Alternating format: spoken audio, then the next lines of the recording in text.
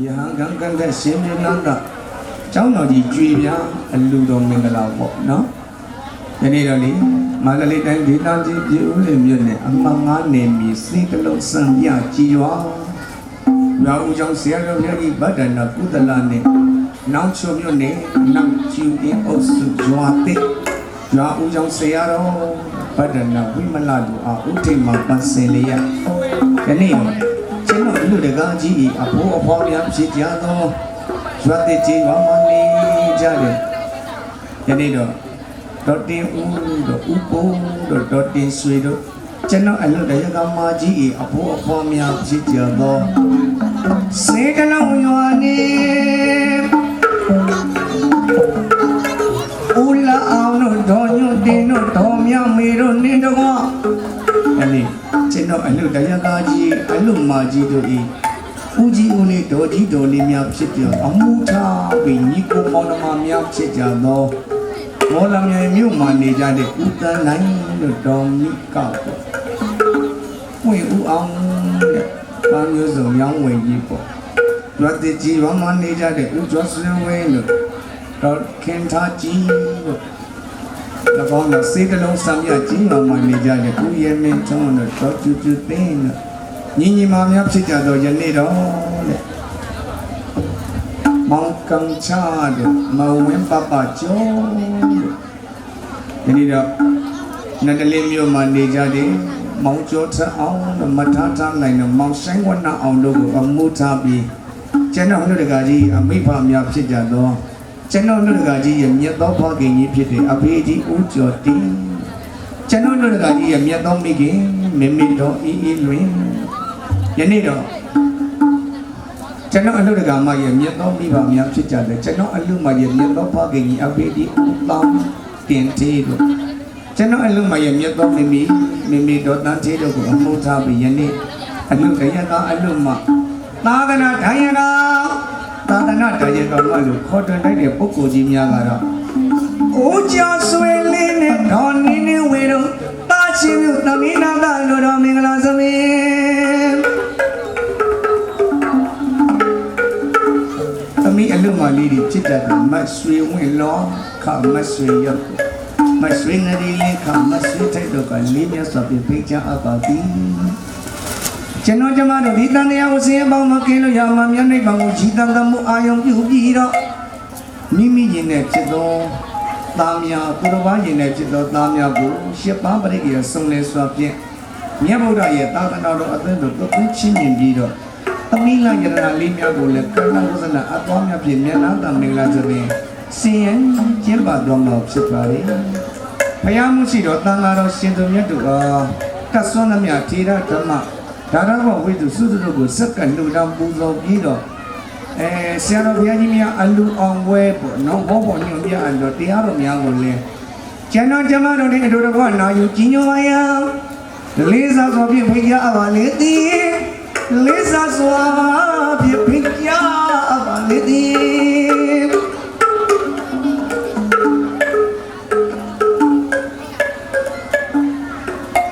ယနေ့တော့တော်မင်္ဂလာစီစဉ်ပေါ့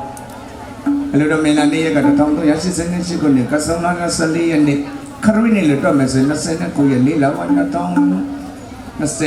ပေါ့နော်ဘုရားဘုန်းကြီးလုံဝင်မဲ့ဖြစ်ပါတယ်ဒီနေ့တော့တဲ့ကဆုံလပြည့်နေ့15ရက်နေ့ပေါ့ခရစ်နေ့လို့ဆိုရင်တော့30ရက်နေ့လောက်2020တော့ဇာတာပရိနေ့မှာလူကြီးမင်္ဂလာအလိုတော်မင်္ဂလာချိန်က7:00နိုင်မှနေ့လယ်12:00နာရီအထိဒီကျွေးမွေးမှာဖြစ်ပါတယ်နော်နန7 နာရီသင်ဝင်ခြင်းနေ့လယ်3 နာရီမှာတဲ့အောင်တရားတော်များဟောကြားမှာဖြစ်ပါတယ်။ဒါတော့3 နာရီမြောက်ပြန်ကိုဟိနတို့ဗိတိတော်မင်းလည်းကောင်းများပြီးပြန်သွားတော့နော်ပြင်ရမှာဆင်းရမှာဖြုတ်ရမှာသိမ်းရမှာလေဆိုတော့အဲလောက်ချီတာကိုကြီးကတော့စမကတော့ကိုရှင်တော်နေအောင်တတနေအောင်ဓမ္မေခုတော်ဥဒ္ဒတော်ဘုဒ္ဓမြတ်စွာသောတာနီလာပိတလောဟိတဩရတမြင်စိတ်ထပပသရလျာထောင်းသောမေလျာလောပါရမေဘဂဝါဒေသလာမျိုးသူတဲ့မြတ်စွာဘုရားမြတ်စွာဘုရားဟုတ်တော်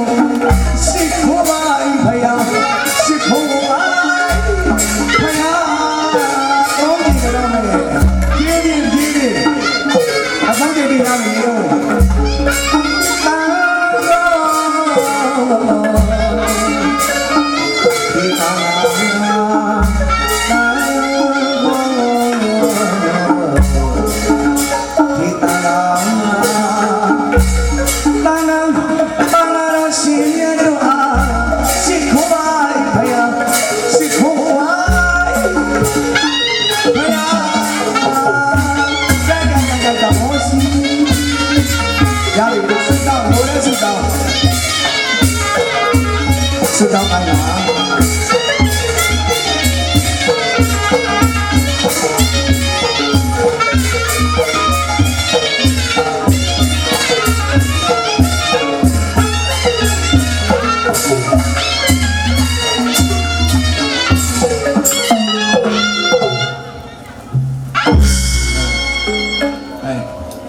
ရပြီကလေးတွေဆိုစင်ပြေလို့ထားလိုက်ပြီနော်ကဲကတော့ဝတ်စင်နေတယ်ကျွန်တော်စီတုံးမရှင်တော်ကျွေးတေးတော်လေးနဲ့သွားခြင်းနေဗျာနော်စီတုံးမရှင်တော်ကျွေးနော်နေတော့လည်းပေးရဖို့ကများတယ်အချိန်တိုင်းအဖေတို့မိရောတာသမီးခွဲရမှာမခွဲပါနဲ့လည်းအဖေတိုင်းကိုပြောင်းလဲတဲ့ဒီခွင့်လို့ပေးပါအမေ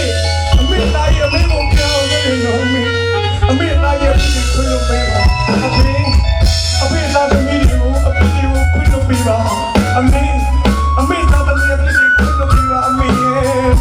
အဖေတွေကိုဝန်ချတောင်းပါမယ်မိဘချစ်သူမျိုးဆိုရရှိတာ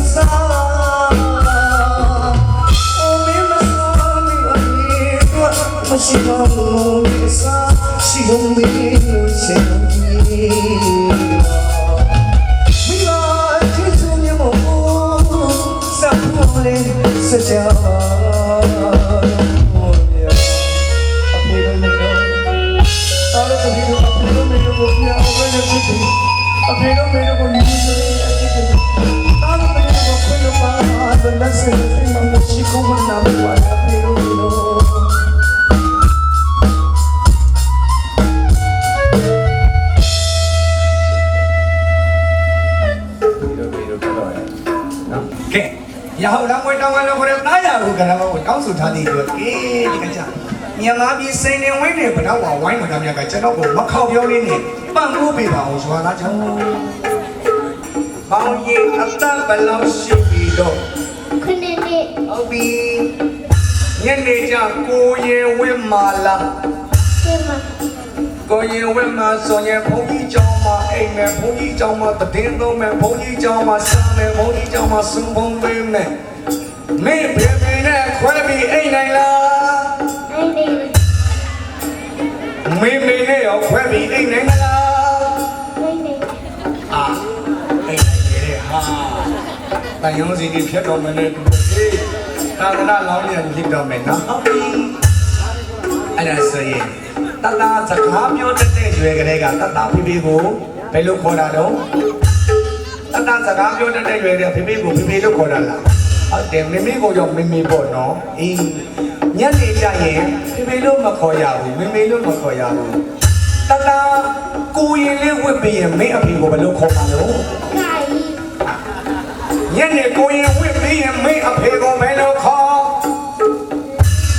မင်းအဖေကိုညနေကိုရင်ဝစ်ပြီးဘယ်လိုခေါ်မှာ 盖伊， တကားကြီးအမေကိုကြတော့ရော 干嘛伊？ အေးအဲ့လိုခေါ်ရမယ်နော်ဟုတ်ပြီကဲအဲ့တော့မင်းရောမနော်တခြားစင်းတော့နော်တသားကညနေကိုရင်ဖြစ်သွားရင်တသားပြပြနဲ့မမေရတသားကိုရင်လေးတပြပြနဲ့မမေရတသားကိုကြော့မှာနော်တသားရဲ့နဖက်ဖေးမိမြတ်ကလေးမြီးကိုရင်လေးကိုကြော့မှာအဲ့တော့တသားက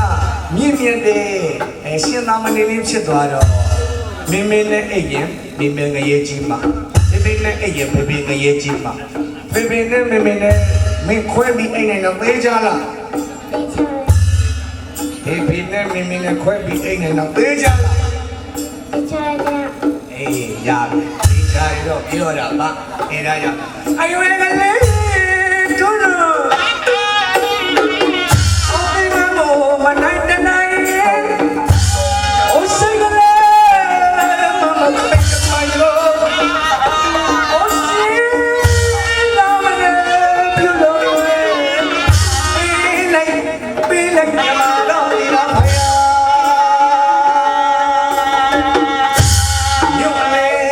Mada, suatu jiwa mada, asyamare,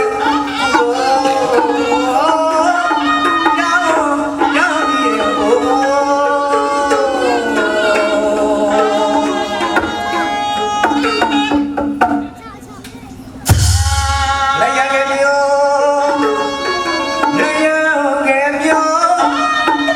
subscribe cho kênh Ghiền Mì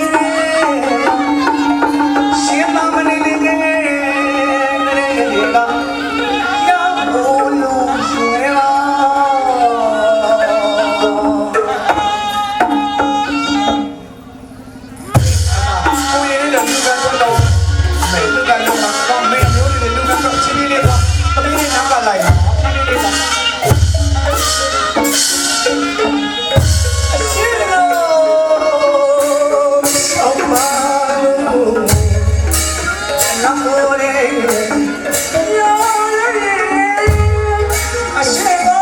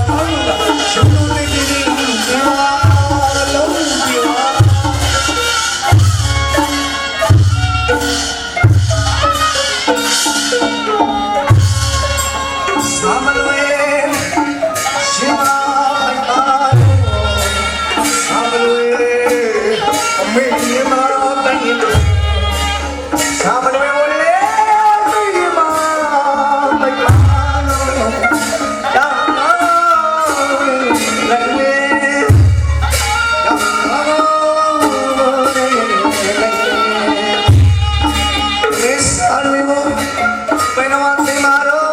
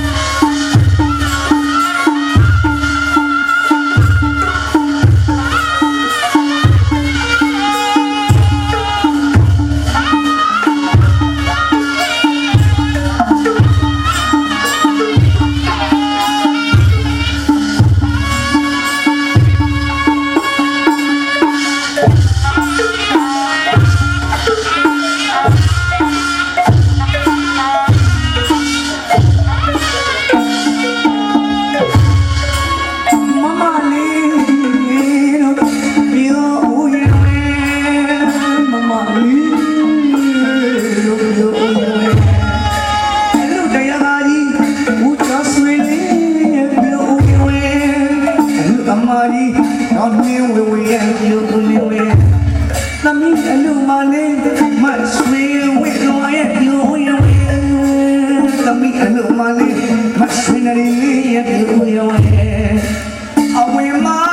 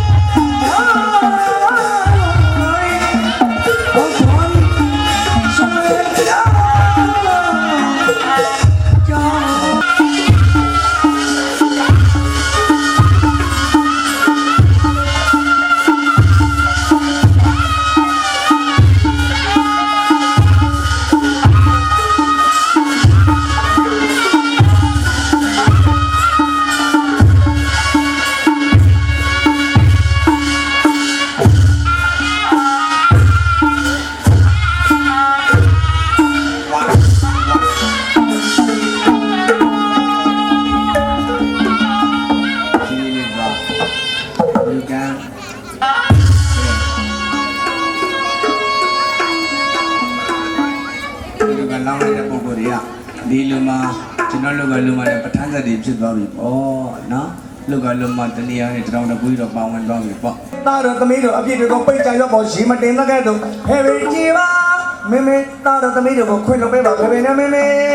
ကဲကတော့မစင်းနဲ့အမြန်ပေါ့သေးချင်းတို့ရွေးထုတ်ကနောက်ကအဲ့ကောင်ဒီလောက်ကြီးကြောက်နာစင်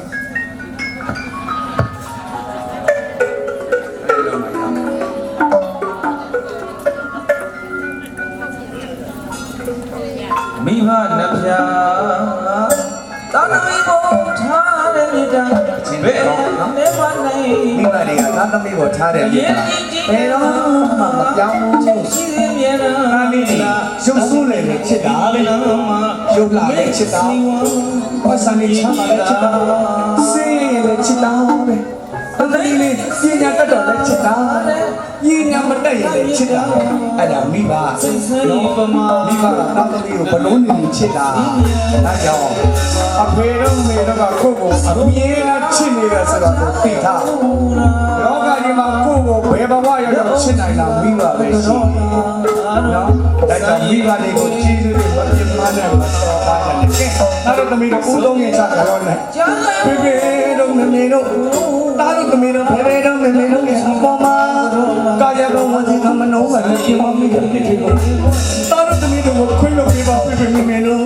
ဒါတို့သမီးတို့လက်ဆယ်ကထိမှမရှိဘူးကတော့ပါလေဖေဖေမမေကဲဦးဆုံးရင်ချတာရောနဲ့ဦးဆုံးရင်ချတာရောအဖေမိမိတတတို့လေးမိမိလေးရောပြပြလေးကိုပြောင်းခဲ့တဲ့ပြည့်ရှိတယ်လာတို့တမီးတို့ခွင့်လို့ပြပါပြပြမိမိတို့ပေါ်မှာကာယနာနဲ့ပြပြရှိတယ်ခွင့်လို့ပြပါမနှောကပြပြရှိတယ်ခွင့်လို့ပြပါပြပြတို့ရဲ့ပြပြတို့မိမိတို့ချစ်မလေးတို့လာတို့တမီးတို့တခါတည်းဆိုခဲ့တယ်ပြပြရှိတာခွင့်လို့ပြပါပြပြလေးလာတို့တမီးတို့ခွင့်လို့ပါမစရတဲ့မရှိခိုးကတော့ပါလေဒီမယနိုင်စားတဲ့သမီးတို့ပြင်ရရှိကခွင့်လို့ပြီးပါလဲလိုက်လို့ဆိုမှခဲ့တာအပြစ်လို့မမြင်နိုင်ပါအဖေမေမတိကလုံးရှုံးပြီးတာမောင်လူကလေးရွှေသွေးအချစ်ဆုံးလိုက်ဘုံကြီးကဲသာသနာဆောင်နမင်းကြီးများခမရာညနေကျသာသနာဘောင်တက်ကြမယ်သာသနာလောင်းကြလေးများလို့ခလုံးပတိစုမရသူတော်ကောင်းနဲ့တွေ့ရအောင်ကလေးတွေကမူအောင်ဝေးအောင်ငူအောင်ရီအောင်ထိုင်းအောင်မိုင်းအောင်လုပ်နိုင်တဲ့စုံမိတ်ဆန္ဒမိတ်ဆာမြေပုံမတူတရေစပတ်ဓာတ်တွေမှာလုပ်နိုင်မှပြူစားနေအောင်စောင့်ရှောက်ပေးတော့ရနမင်းကြီးကိုတာတော့ကလုံးမင်းနဲ့ဝိလူလက်ကနကလုံးမင်းနဲ့ဝိလူဘက်ကနာကအဖဘိုးတော်ရာမီစောင့်ရှောက်ပေးတော်မူပါဗျာချိန်များနဲ့ဘုံမရတာရီတော့မရီသားနဲ့အေးကဲတတထိုင်းတော့ကဲကိုတော်ကြီးတို့ပြီးရင်လိုချင်လဲယူတော့နော်ကျွန်တော်မျိုးကြီးချိန်မရလို့2နာရီကြော်သွားလို့ပါဟောကဲ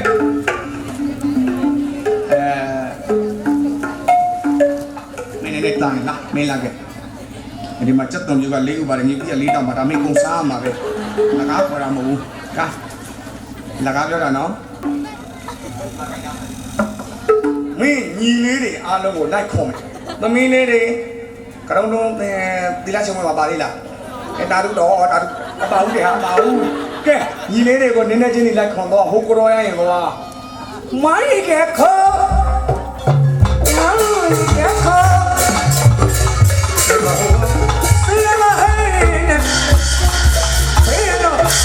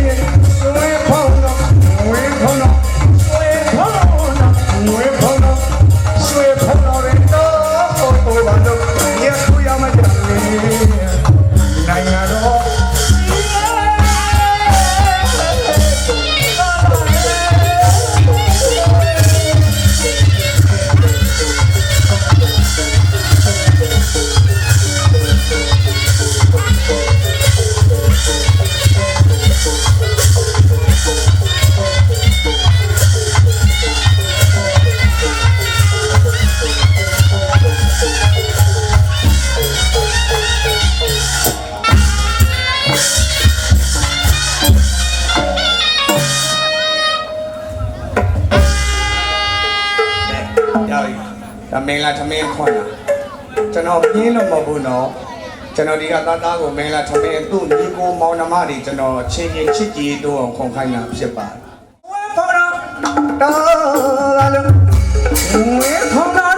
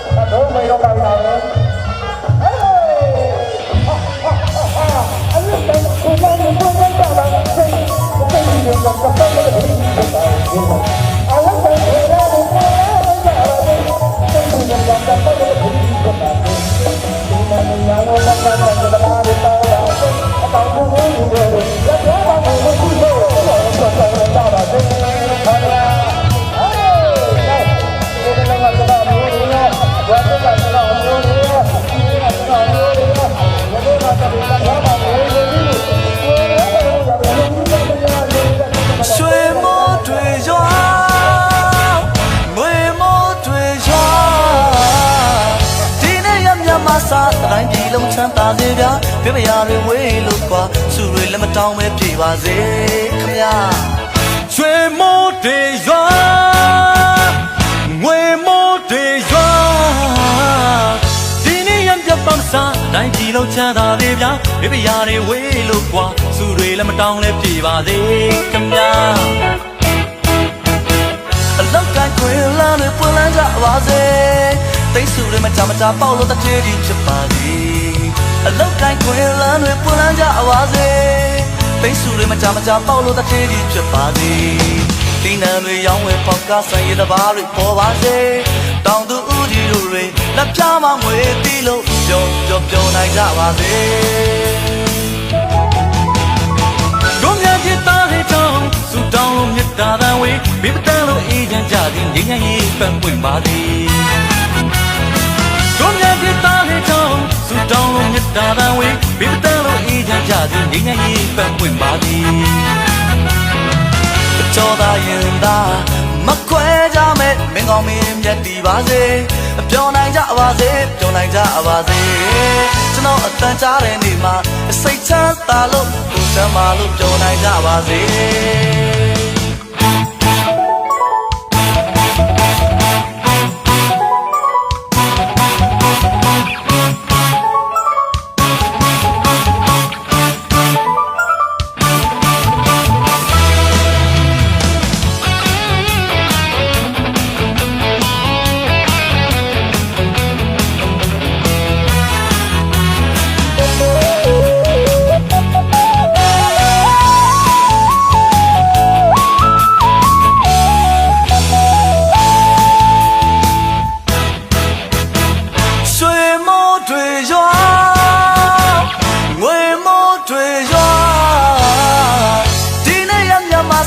တိုင်းပြည်လုံးချမ်းသာစေဗျာပြပရာတွေဝေးလို့ကွာစုတွေလည်းမတောင်းပဲပြေပါစေခမညာလောကခွင်လာနေပွင့်လာကြပါစေတိတ်စုတွေမချမ်းချပေါက်လို့တထေးကြီးဖြစ်ပါသည်လောကခွင်လာနေပွင့်လာကြပါစေတိတ်စုတွေမချမ်းချပေါက်လို့တထေးကြီးဖြစ်ပါသည်ဒီနံတွေရောင်းဝယ်ပေါက်ကဆိုင်ရတဘာတွေပေါ်ပါစေဟိုတောင်သူကြီးတို့တွေလက်ပြမငွေတီးလို့ပျော်နိုင်ကြပါစေတို့များပြသားစေကြောင်းစုတောင်းလို့မေတ္တာတန်ဝေးဘယ်မတန်လို့အေးချမ်းကြစေငြိမ်းချမ်းရေးပန်းပွင့်ပါစေတို့များပြသားစေကြောင်းစုတောင်းလို့မေတ္တာတန်ဝေးဘယ်မတန်လို့အေးချမ်းကြစေငြိမ်းချမ်းရေးပန်းပွင့်ပါစေကြောလာရင်သာမကွဲချမဲ့မင်းကောင်းမင်းမြတ်တည်ပါစေပျော်နိုင်ကြပါစေပျော်နိုင်ကြပါစေကျွန်တော်တတ်ကြတဲ့နေ့မှာစိတ်ချမ်းသာလို့ကိုယ်ချမ်းသာလို့ပျော်နိုင်ကြပါစေ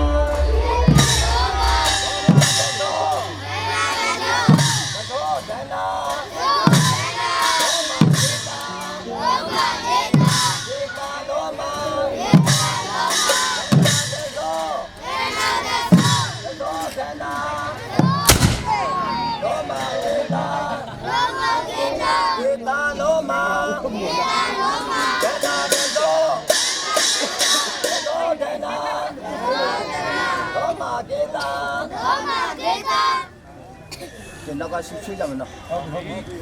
ဟုတ်တယ်ချမ်းမြတ်မိတ်ဆွေအမကြထုံးစင်လားဆွေဘုရားကူညော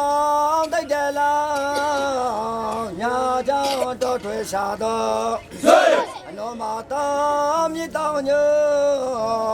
မုတ်စိတ်ဆန်တော်ပြက်ပေတော်မနောစိတ်ရှင်ပြုံး၍ဆွေရတော်ထုံးသည်မြတ်နှုံးဂီတာဆန်ပြက်ပေတော်ညာဆန်တော်ပြတဲ့ပညာကောင်းပြရန်သူဆွေဗံဗံ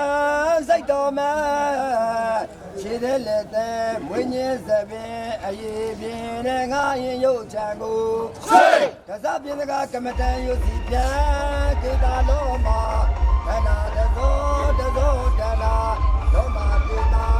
နေချပါတောင်းတော်ရှိရှိပြင်းဆွေ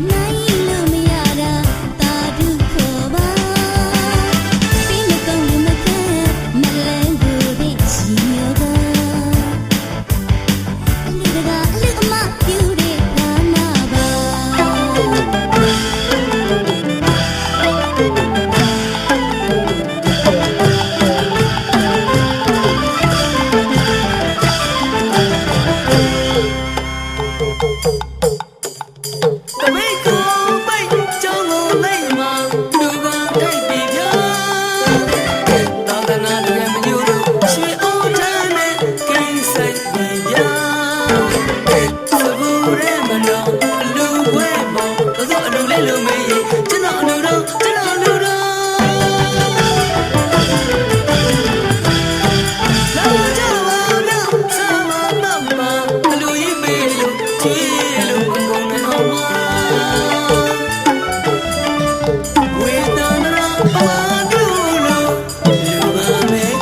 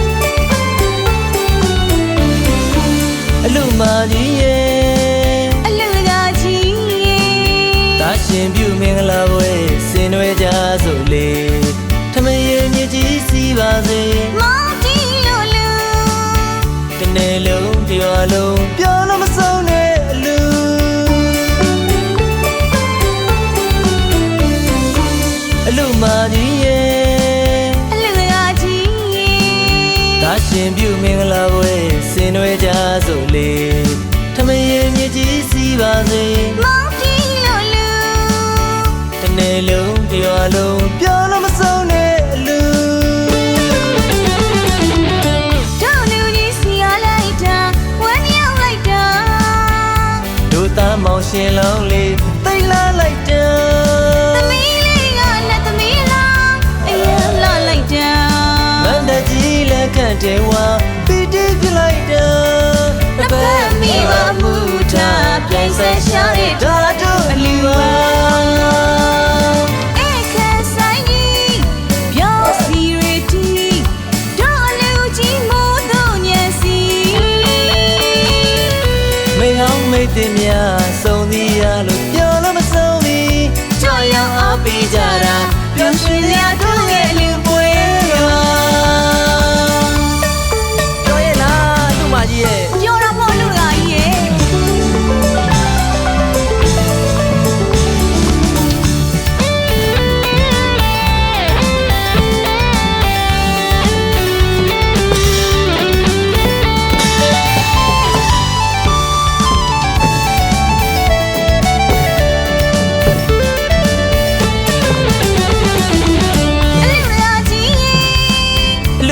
ကြီးရဲ့တာရှင်ပြုမင်္ဂလာဝဲဆင်းနေကြစုလီ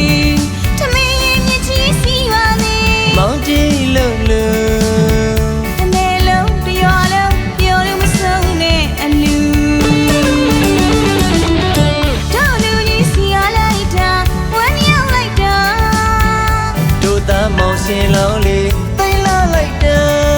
သမီးလေးကနဲ့သမီးလားအရင်လာလိုက်တာမန္တကြီးလက်ခတ်တယ်ဝါပီတီပြလိုက်တာတပတ်မိဝမှုထားပြိုင်ဆက်ရှာတဲ့ဓာတုအလူပါအခက်ဆိုင်ကြီးပြောစီရတီဒေါ်လူကြီးမိုးတို့ညံစီမေဟောင်းမေတ္တများစုံသည်ရလို့ပြောလို့မဆုံးဘူးကြောက်ရောက်အားပေးကြတာပျော်ရွှင်စရာတို့ရဲ့လူပွဲပါ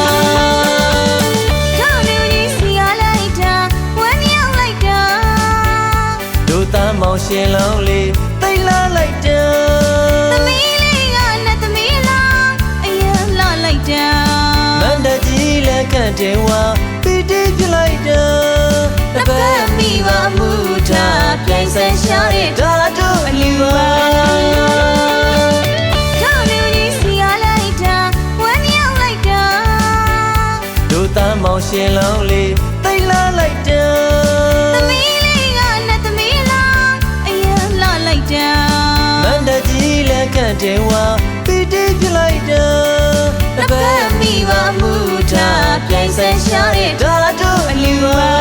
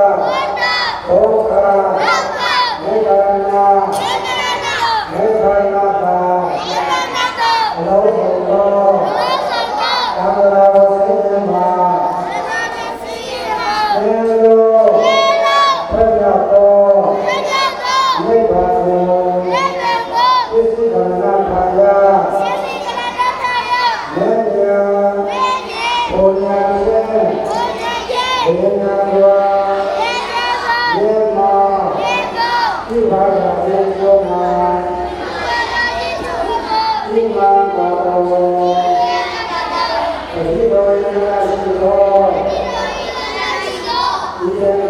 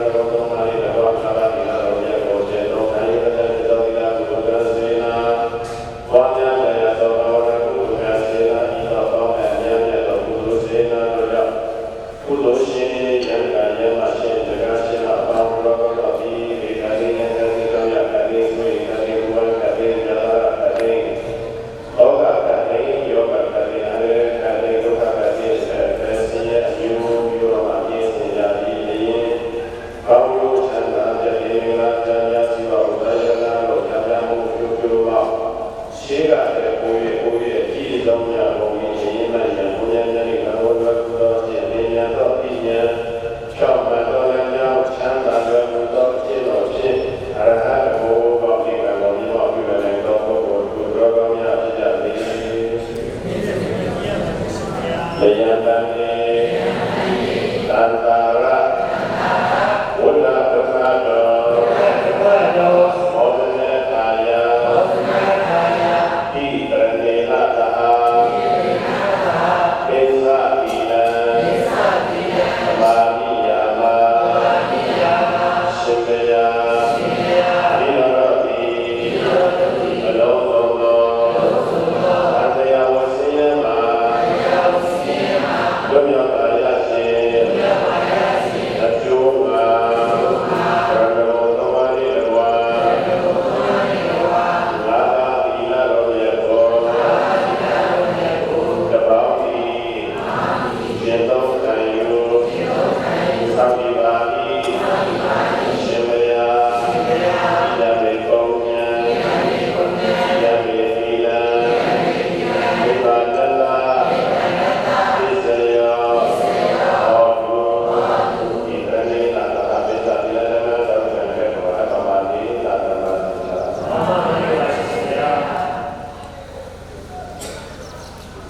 Hãy subscribe cho kênh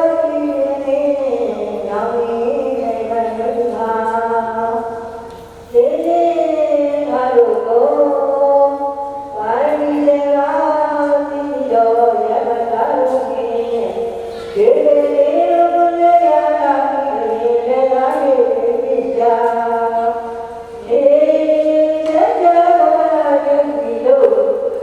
Mì Gõ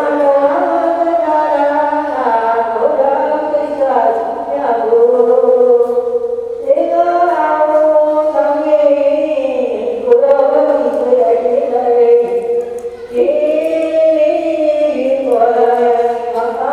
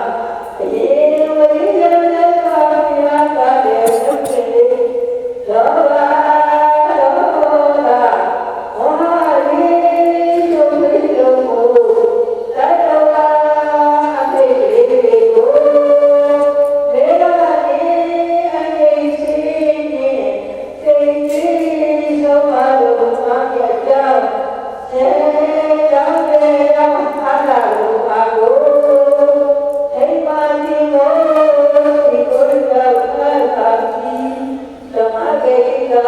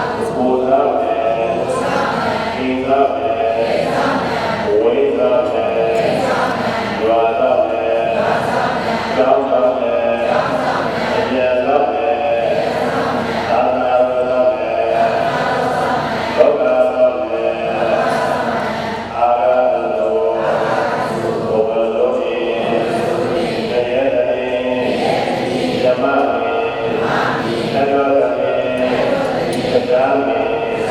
အတိတ်ဘဝ